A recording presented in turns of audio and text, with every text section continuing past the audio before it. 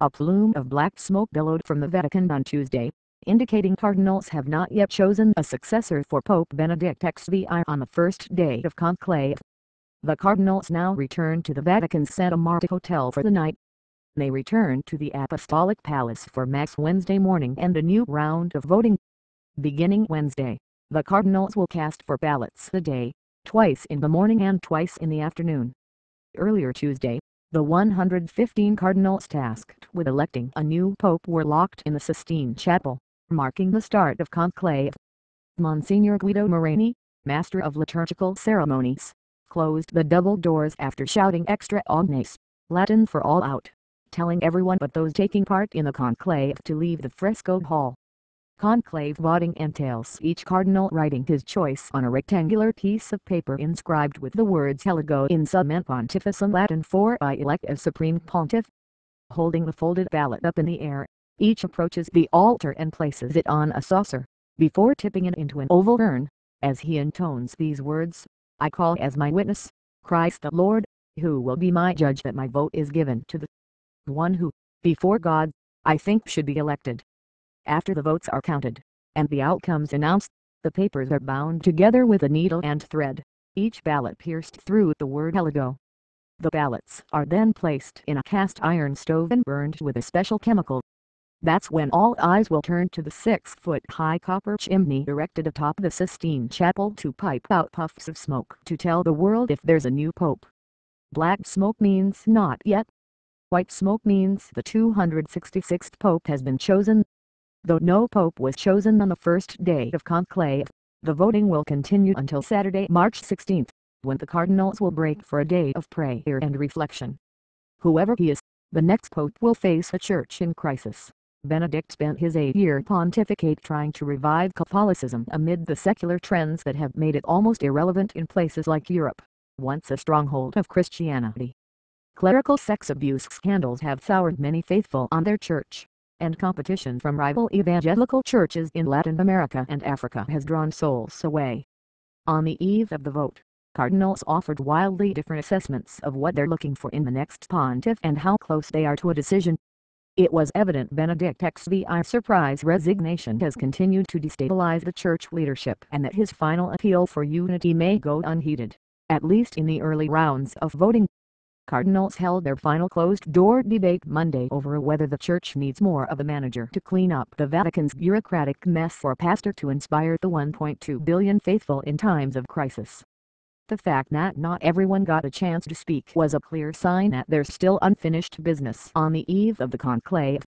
This time around, there are many different candidates, so it's normal that it's going to take longer than the last time, Cardinal Francisco Javier Errázuriz of Chile told the Associated Press. There are no groups, no compromises, no alliances, just each one with his conscience voting for the person he thinks is best, which is why I don't think it will be over quickly. None of that has prevented a storm of chatter over who's ahead. The buzz in the papal stakes swirled around Cardinal Angelo Scola. An Italian seen as favored by cardinals hoping to shake up the powerful Vatican bureaucracy, and Brazilian Cardinal Odilo Spur, a favorite of Vatican-based insiders intent on preserving the status quo.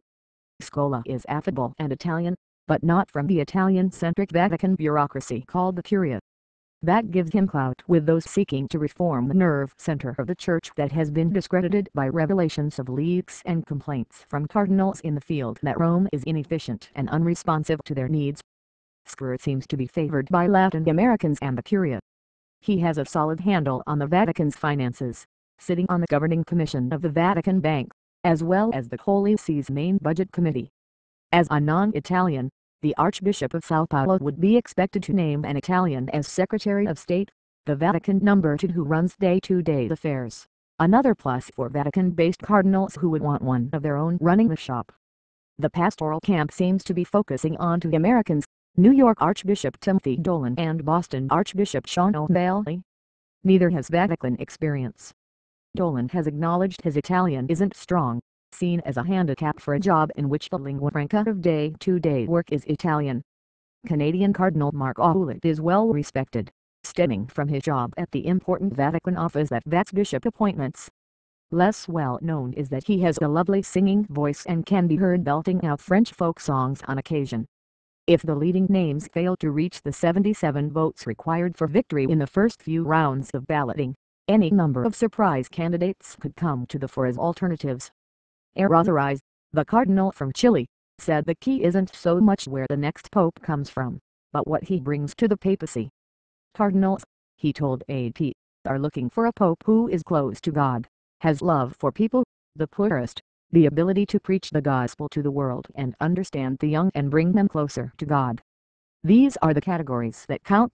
He argued that Latin America, counting 40% of the world's Catholics, is underrepresented in the College of Cardinals.